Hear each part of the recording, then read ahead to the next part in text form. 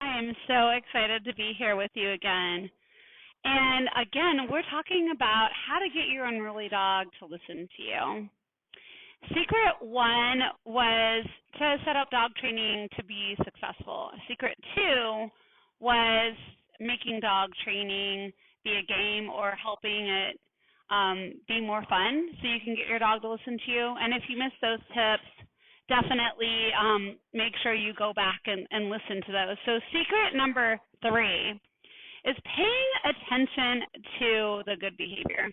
So many of us wait until our dogs do something that we don't like, and then we give all of our attention to that. And then when our dog does something good, we don't give any attention to that. And I think that's a really common thing, especially with puppy biting. I'll see puppies biting and jumping on the owners, and they're like, no, off, pushing them down, giving all this attention, eye contact, talking. Pushing down can be perceived as play to the puppy. It's so much attention, and it's all unintentional. Like, we're not consciously trying to reward our dog for doing that bad behavior. But then as soon as they do something good, they're lying down and not jumping and biting us. We don't say anything to them. So imagine this. Imagine if when your puppy is lying down nicely by your desk while you're working and they're not chewing on anything, they're not biting you, they're not jumping, you give him attention then. And you could give him attention in a lot of different ways. Praise works, eye contact, petting, treats, playing. You could just get up and start throwing a toy and playing with your dog. And you also could give them something to chew on. So like a Kong, a bully stick, a bone, something for your dog to do, or a form of an enrichment when they're doing something good. All of those things are going to reinforce that good behavior and help it happen more often.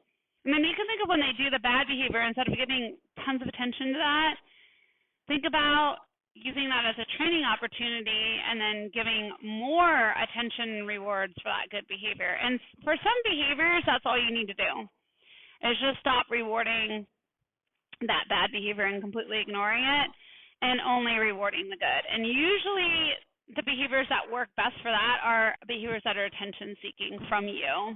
So barking at you for attention, for a treat, for more play, jumping on you to say hi, biting you to get you to interact with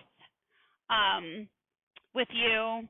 I don't mean biting aggressively. I mean like biting as in play, like puppy mouthing. Now, if it's like barking at something outside the house, or jumping on somebody else, you ignoring all those things isn't going to make the behavior to stop. And you still could start rewarding the good behavior. So you can notice, when somebody passes by the house, if you reward the dog for being quiet and not barking, that would work really well. Or if a visitor come over at your house and your dog starts jumping on them, you could click and treat the sit, or click and treat when your dog has four on the ground. You could start shifting your thinking to, can I give more attention for that good behavior? I think when you think of our children and human examples, it can be really easy to understand this. If we're on the phone and our daughter is getting attention every time they talk to you when you're on the phone, then they're probably going to do it more often.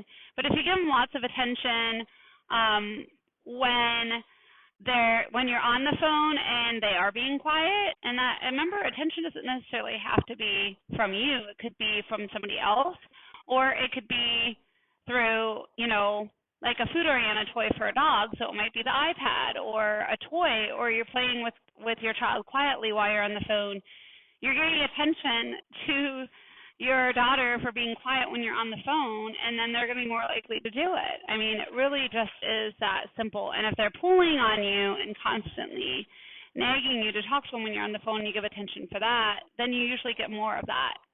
So I am really excited to have you apply this. And I know as you are applying it, some of you are going to be like, this is a cinch. Others of you are going to be like, gee, I want a little bit of help. That's a great time to contact us, and we absolutely want to help. Are you wondering how live personalized online dog training works and if it's a good match for you and your dog and your family?